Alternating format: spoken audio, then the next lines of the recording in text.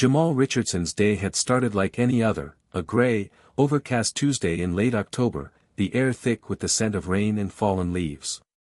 He had woken up before sunrise in his cramped one-bedroom apartment on the south side of Chicago, the chill in the air making him pull the thin blanket tighter around his shoulders.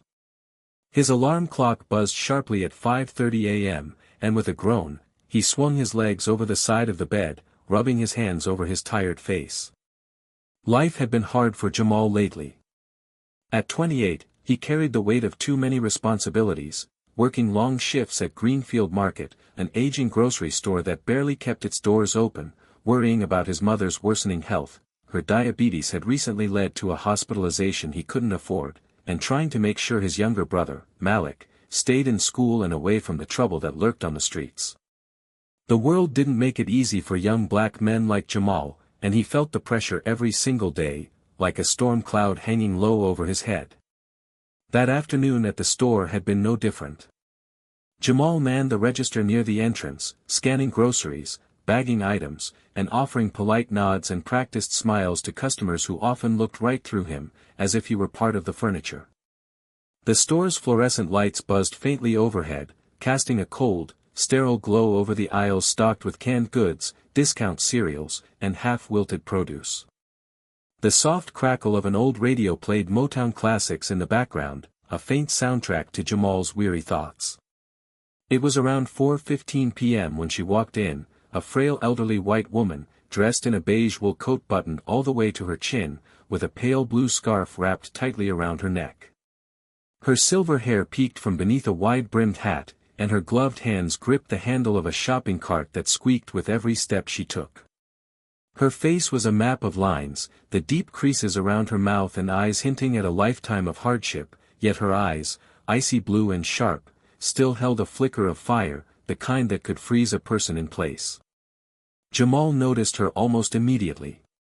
Something about the way she moved, cautious, as if every step required careful calculation, caught his attention. She paused near the cereal aisle, craning her neck to look at the top shelf, where a few boxes of oatmeal sat, barely within reach. He watched her stretch up on tiptoe, her thin fingers trembling as she tried to grasp a box that teetered dangerously at the edge. A sense of urgency gripped him. Before he could think twice, Jamal left the register, weaving through the aisles toward her. "Excuse me, ma'am, let me help you with that," he offered softly, his voice calm and respectful. But as soon as she turned, her reaction hit him like a slap across the face. Her eyes widened with a flash of fear, and she took a small step back, clutching the cart like a lifeline. Jamal felt the tension in the air, like an invisible wall had just gone up between them. Her mouth tightened, and her gaze narrowed, sharp and suspicious. "I'm fine," she snapped, her voice brittle like old glass. "I don't need any help." Jamal felt his shoulders tense, the familiar sting of rejection creeping into his chest. He had seen that look before, too many times, the one that said "I don't trust you, I don't want you near me." It didn't matter that he was just trying to help, or that he wore a neat store uniform with a name tag that read, Jamal. All she saw was a young black man standing too close. Still, he refused to let it get to him. Not this time. "It's no trouble, ma'am," he said quietly, reaching up and effortlessly plucking the box of oatmeal from the shelf. He placed it gently in her cart, careful not to startle her further. "Have a good day." He turned to leave, the weight of the encounter already settling heavy in his chest. But just as he started to walk away, her voice stopped him, quieter now, uncertain. "Wait," she murmured, almost as if the word had caught in her throat. I'm sorry." Jamal paused, surprised, and turned back. She stood there, her hands still gripping the cart, her gaze cast downward, as if ashamed of her reaction. "I didn't mean to," she began, but the words trailed off into the air, unfinished. Jamal offered her a gentle smile, a small flicker of warmth breaking through the cold moment. "It's okay, ma'am," he said softly. "Really? I hope you have a good evening." She nodded, her lips pressed together tightly, and with that, she pushed her cart slowly down the aisle, the squeaky wheel echoing behind her. Jamal watched her for a second longer, wondering about her story. What had made her so guarded, so quick to put up walls? What kind of life had she lived, and what had shaped that fear? He didn't know that her name was Evelyn Carter, and that just 3 blocks away, she lived alone in a modest brick house with peeling paint, surrounded by memories of a life that had slowly unraveled.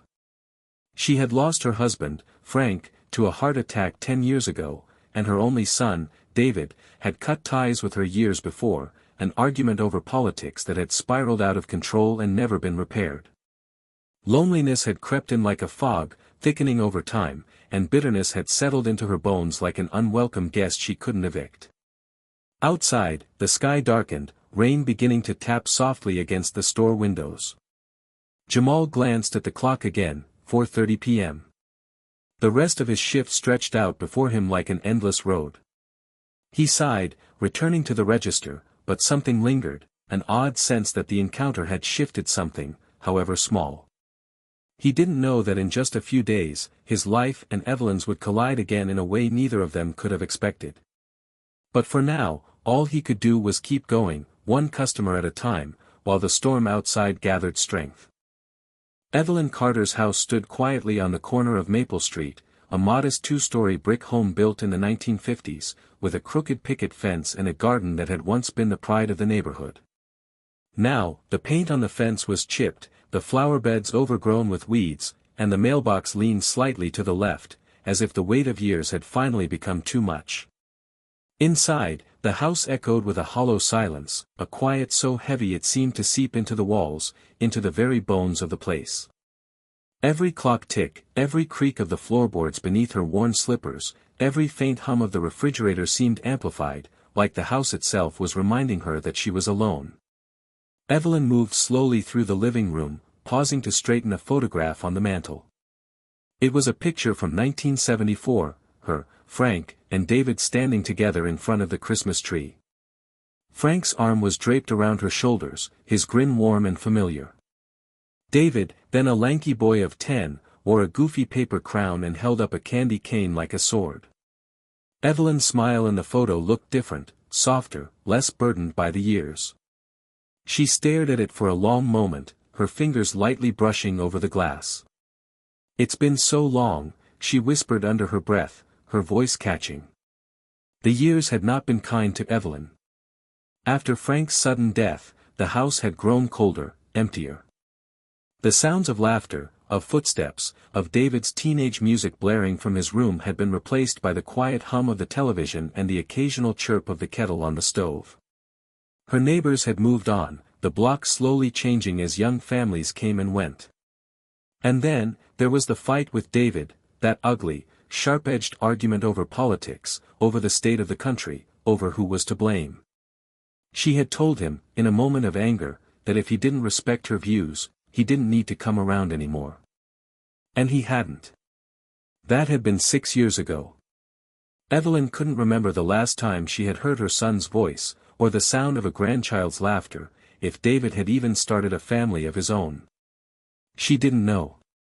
The days blended into each other, long stretches of time punctuated only by doctor's appointments, grocery runs, and the quiet ritual of watching the evening news with a cup of chamomile tea.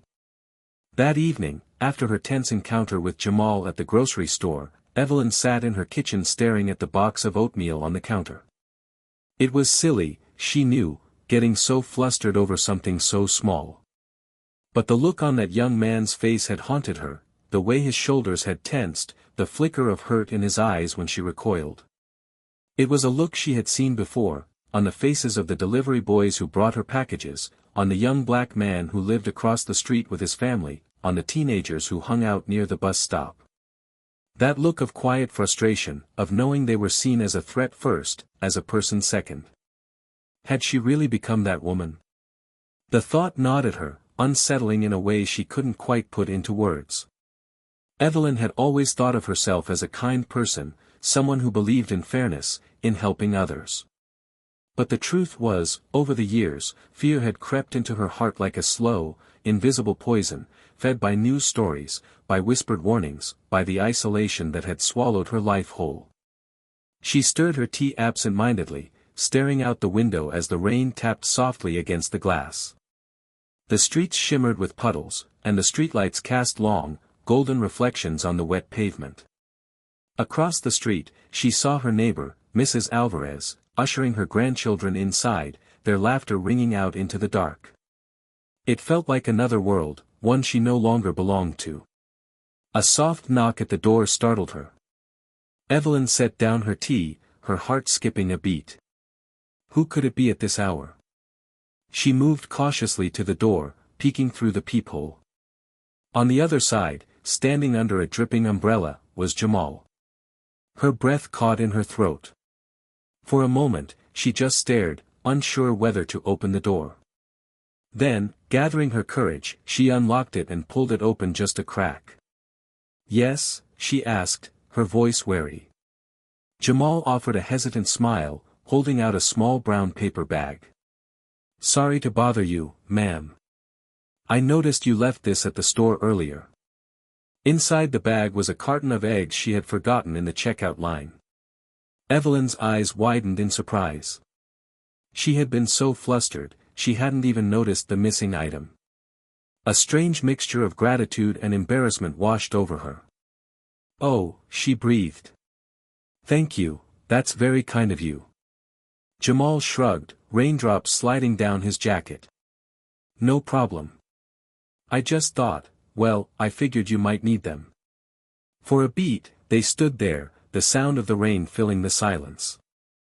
Evelyn hesitated, then, almost without thinking, stepped aside. "Would you like to come in? You must be soaked." Jamal blinked, surprised, but then nodded slowly. "Sure, if it's not too much trouble." He stepped inside, careful not to track mud onto the rug. Evelyn closed the door behind him, feeling the oddest sense of warmth spread through her chest. It had been so long since someone had stood in this hallway, since a voice other than her own had filled the space. She gestured toward the kitchen. "Come in, I'll make us some tea." Jamal followed, glancing around the cozy, if slightly cluttered, space. Family photos lined the walls, snapshots of birthdays, graduations, vacations long past. The scent of lavender and cinnamon lingered in the air, mixed with the faint aroma of chamomile. As they sat down at the table, a strange quiet settled over them, awkward at first, then slowly easing as Evelyn poured the tea and Jamal accepted it with a quiet, "Thank you." They talked, cautiously at first. Evelyn asked about his work at the store, and Jamal, in turn, asked about her family. She hesitated, then spoke honestly about Frank, about David, about the years that had slipped away. And somewhere in the conversation, the walls between them began to crumble, brick by brick, layer by layer. Neither of them knew it yet, but this small act of kindness, this quiet moment in a kitchen on a rainy night, would spark something unexpected. It would set in motion a chain of events that would test them both, and ultimately, change the course of their lives. Outside, the rain kept falling, steady and unrelenting, as if the universe itself was washing away the weight of old fears, old wounds, and making room for something new to bloom. It had been almost 2 weeks since that rainy night when Jamal stepped into Evelyn's kitchen, and yet the memory lingered in her mind like a soft, persistent glow. Every time she walked past the kitchen table, she could almost hear the quiet clink of the teacups, the low hum of conversation, and the sound of Jamal's easy laughter when she had told him about the time Frank accidentally painted the neighbor's cat blue during a backyard project. It was, unexpected, the way she felt. At first, she thought it was just gratitude, a polite sense of appreciation for a kind gesture. But it had become more than that. It was the sense of connection, of being seen, really seen, by someone after so many years of fading into the background. Evelyn found herself thinking about Jamal more often than she cared to admit. When she baked a fresh loaf of banana bread, she wrapped up half of it and wondered if he might like some. When she struggled to carry a bag of groceries into the house, she thought of how quickly Jamal had lifted it for her that rainy night. And when she saw the group of teenagers loitering near the corner store, she felt a flicker of shame at the assumptions she had once so easily made, because Jamal had been one of those young men once, just another figure in the background of her fears. But now, she knew his name. She knew he had a mother who worked 2 jobs and a sister in college. She knew he liked old-school jazz, that he was saving up for a used car, and that he dreamed of opening his own barbershop one day. It wasn't just Evelyn who felt the change. Jamal, too, found himself thinking about that evening far more than he expected. It wasn't just the tea or the warm banana bread Evelyn had sent him home with in a little wax paper package, it was the look in her eyes when she had talked about her late husband, about the son she hadn't spoken to in years. There was something so raw, so heartbreakingly human in her loneliness that Jamal couldn't shake it. So when he saw her struggling outside the grocery store again, this time trying to load a heavy sack of dog food into her trunk, he didn't hesitate. He jogged over, grinning. "Hey, Mrs. Carter," he called, catching her by surprise. "Need a hand?" Evelyn startled, almost dropping the bag. But when she saw Jamal, her expression softened into a smile that felt warmer than the afternoon sun. "Oh, Jamal. You scared me half to death," she chuckled. "Yes, thank you. These things get heavier every year, I swear." He hoisted the bag into her trunk with ease. "No problem, ma'am. You know, you really ought to let me help you out with these kinds of things." Evelyn hesitated, then nodded, a little embarrassed but grateful. "Maybe you're right." They chatted for a moment, and Evelyn, in a moment of impulsive boldness, asked, "Would you like to come by for dinner one night this week? I make a mean pot roast, nothing fancy, but I could use the company." Jamal hesitated for a moment, a flicker of surprise crossing his face. Then he smiled, wide and genuine. "I'd like that, ma'am. I'd like that a lot." Evelyn felt something stir inside her, something that had been dormant for years, a sense of purpose, of connection, of life. She didn't know it yet, but this small act of kindness, this simple invitation, would set off a chain of events far more profound than she could have imagined. It was a few days later when the knock came at the door. Evelyn, humming softly to herself as she folded laundry, wasn't expecting anyone. She wiped her hands on her apron and opened the door, expecting to see Jamal. But it wasn't Jamal. It was a man she hadn't seen in nearly 7 years. David. Her son stood on her porch, looking thinner, older, and more tired than she remembered. His hair was flecked with gray at the temples, and there were deep lines etched into his forehead. He held a small duffel bag in one hand, and his eyes, those same piercing blue eyes that mirrored Frank's, were guarded, uncertain. "David," she whispered, her breath catching. "Hey, Mom," he said, his voice rough. I was driving through town, and I thought I'd stop by." For a long, suspended moment, they just stood there, staring at each other across the threshold. Evelyn's mind was a swirl of emotions, shock, relief, guilt, longing. She wanted to reach out, to hug him, but the years of silence between them felt like a wall she wasn't sure how to cross. Finally, she stepped back and opened the door wider. "Come in." David entered cautiously, looking around as if stepping into a memory. The house had changed, but it was still familiar, faded photographs, worn rugs, the smell of cinnamon and lavender. They sat in the living room, the air thick with unspoken words. Evelyn offered him a cup of tea, and he accepted it, holding it between his hands like a fragile promise. "David." She started, but the words caught in her throat. "I know, Mom," he said quietly. "I shouldn't have stayed away so long." And just like that, the years of silence began to crack, just a little. They talked, haltingly at first, about trivial things, his job, her garden, the weather. But beneath it all, there was a tension, a sense that the real conversation, the one that mattered, was waiting just beneath the surface. Then, as if summoned by fate itself, there was another knock at the door. Evelyn frowned, confused. She wasn't expecting anyone else. She opened the door, and there stood Jamal, holding a small potted plant. "Hey, Mrs. Carter. I thought this might brighten up your kitchen a little," he said with an easy grin. Then he noticed David, and his smile faltered, his eyes narrowing slightly in surprise and caution. David stood up abruptly, his posture stiffening. His gaze flicked over Jamal, taking in the dark skin, the casual clothes, the easy familiarity with which he stood in his mother's doorway. Evelyn felt the tension in the room spike like a sudden thunderclap. She glanced between them, her heart sinking. "David, this is Jamal. He's been helping me out around here," she said, her voice tentative. David's expression darkened, a flicker of something sharp crossing his features. He nodded, tight-lipped, and Jamal nodded back, his expression guarded. And in that moment, Evelyn knew, this was the beginning of something far more complicated than she had imagined. The air in the living room felt thick, almost as if the walls themselves were holding their breath. Evelyn sat perched on the edge of the couch, hands nervously wringing a dish towel she hadn't even realized she was holding.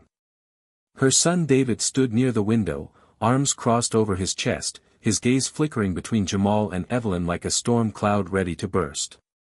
Jamal, meanwhile, shifted his weight awkwardly by the door, the small potted plant still cradled in his hands like an offering no one was sure how to accept. For a moment, no one spoke. The silence was brittle, sharp-edged, like glass stretched to the point of shattering. Evelyn's heart thudded in her chest, an anxious rhythm that seemed to fill the room. "Jamal, this is my son David," she repeated, her voice softer, almost pleading, as if hoping to smooth the jagged edges of the moment. "David, this is Jamal. He's been helping me with groceries, the garden, just lending a hand." David's jaw tightened. His eyes, that same piercing blue Evelyn had seen in the mirror for decades, narrowed slightly as he gave Jamal a once-over. It wasn't a friendly once-over. It was the kind of look a man gives when he feels something is off, when he's trying to figure out the angle. Jamal, for his part, met David's gaze without flinching. But Evelyn could see the slight tension in his shoulders, the way his fingers tightened imperceptibly around the pot. "Well," David finally said, his voice low and edged with something Evelyn couldn't quite place, resentment, maybe? Or just years of hurt spilling over into this unexpected moment. "Seems like you've got help around here. That's good." Evelyn's heart clenched. The unspoken words hovered in the air like smoke. "You didn't need me. You let someone else step in where I should have been." Jamal cleared his throat, his voice breaking through the tension. "I didn't mean to interrupt anything. Just thought Mrs. Carter might like this." He set the plant down gently on the coffee table, a small, cheerful thing with bright yellow blooms that suddenly seemed wildly out of place in the strained atmosphere. David glanced at the plant, then back at Jamal, his expression unreadable. Evelyn felt the need to break the tension, to smooth things over before the whole situation spiraled out of control. "Jamal, thank you, that's so thoughtful," she said, forcing a smile. "Would you like to stay for dinner? I was just about to start a pot roast." Jamal hesitated, sensing the awkwardness but also, Evelyn could tell, sensing her unspoken plea. Finally, he nodded. "Sure, I'd like that." David's jaw tightened further, but he didn't protest. Instead, he sat down heavily in the armchair, his posture rigid, as if bracing himself for something. The evening unfolded in fits and starts, a strange, halting rhythm of awkward conversation and long, heavy silences. Evelyn did her best to keep things light, asking Jamal about his work at the barber shop, how his mother was doing, if he'd had a chance to visit his sister at college. Jamal answered politely, his voice warm but carefully measured. David, for the most part, sat in silence, occasionally sipping his water or pushing food around his plate.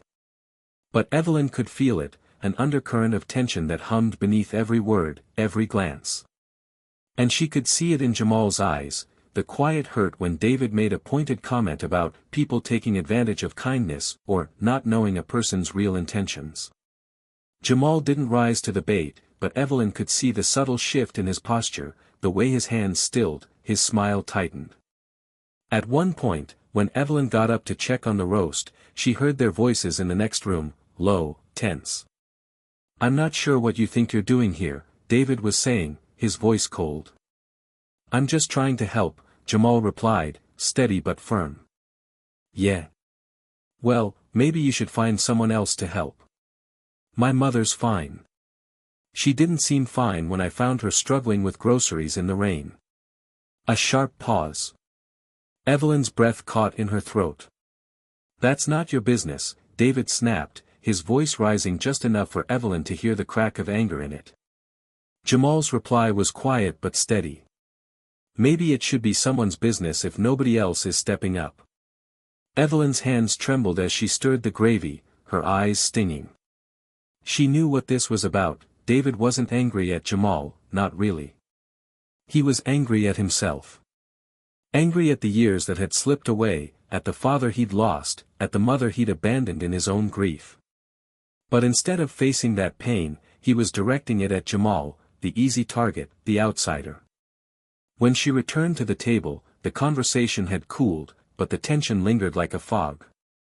After dinner, as Jamal helped her wash the dishes in the kitchen, Evelyn spoke quietly, her voice barely above a whisper. "I'm so sorry, Jamal.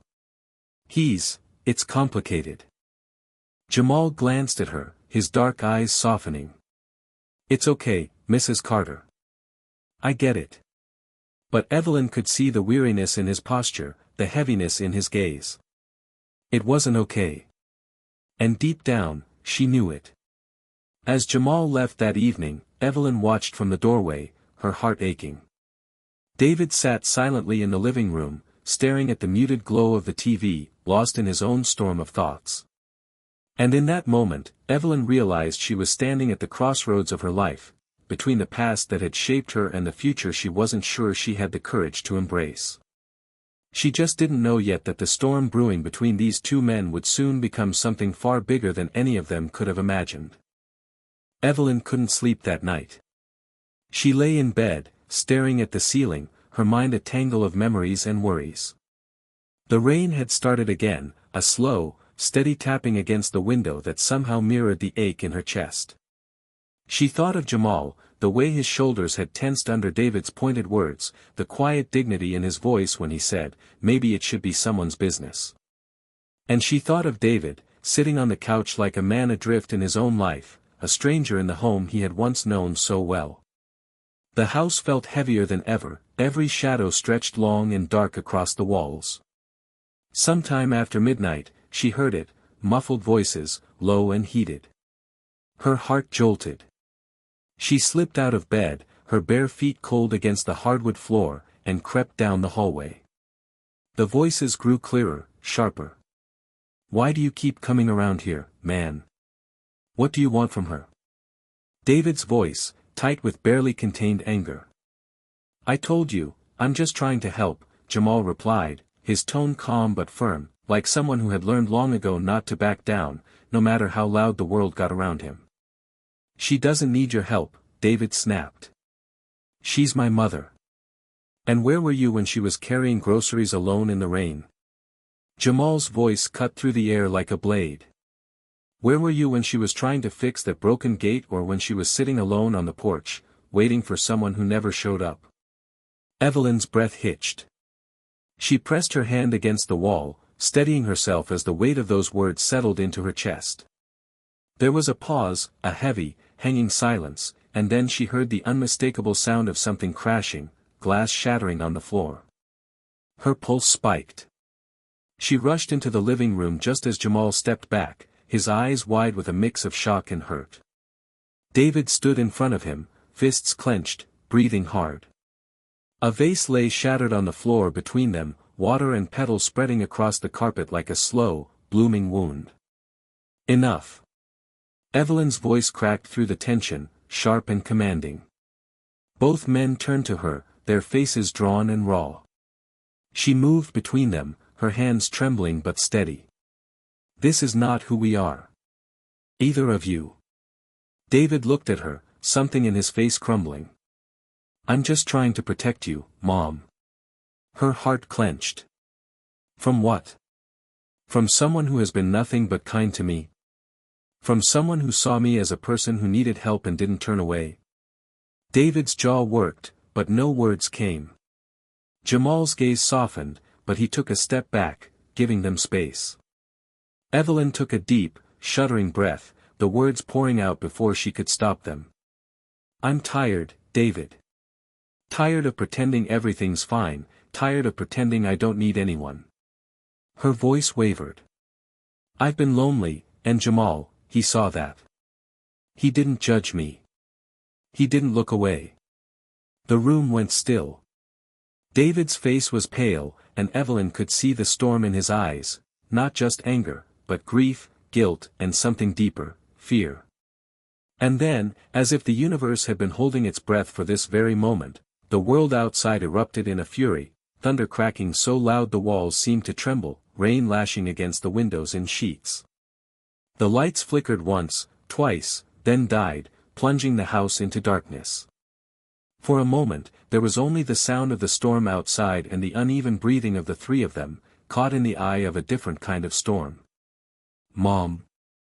David's voice was quieter now, almost a whisper.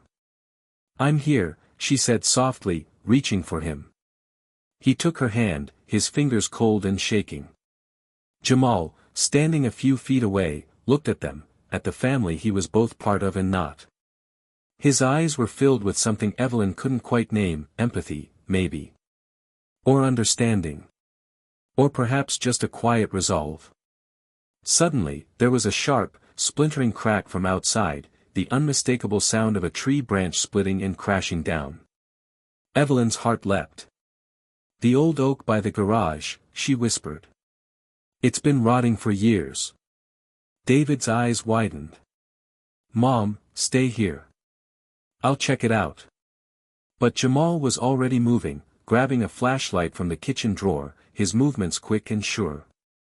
"I'll help," he said without waiting for permission. Evelyn wanted to stop them, to tell them both to stay inside where it was safe. But she knew they wouldn't listen. And so, she stood by the window, watching as the two men disappeared into the storm, their figures barely visible in the pouring rain, the beam of the flashlight cutting a narrow path through the darkness. Minutes stretched into what felt like hours. Evelyn's hands clenched the windowsill so tightly her knuckles turned white. Every crack of thunder sent a jolt through her. And then, just as suddenly as they had gone, they returned, soaked to the bone, their clothes clinging to their skin, faces streaked with rain and mud. "We got it," Jamal said, breathing hard. David stood beside him, hands on his knees, panting. For the first time that night, they looked at each other, not as rivals, but as men who had fought a battle side by side. Evelyn's breath left her in a shuddering exhale. Relief flooded her so fiercely she had to grip the table to steady herself. Later, as they all sat in the dim light of a single battery-powered lantern, the storm still raging outside, Evelyn felt something shift between them. The air wasn't cleared, not yet. But something had cracked open. A path forward, maybe. Or at least the possibility of one.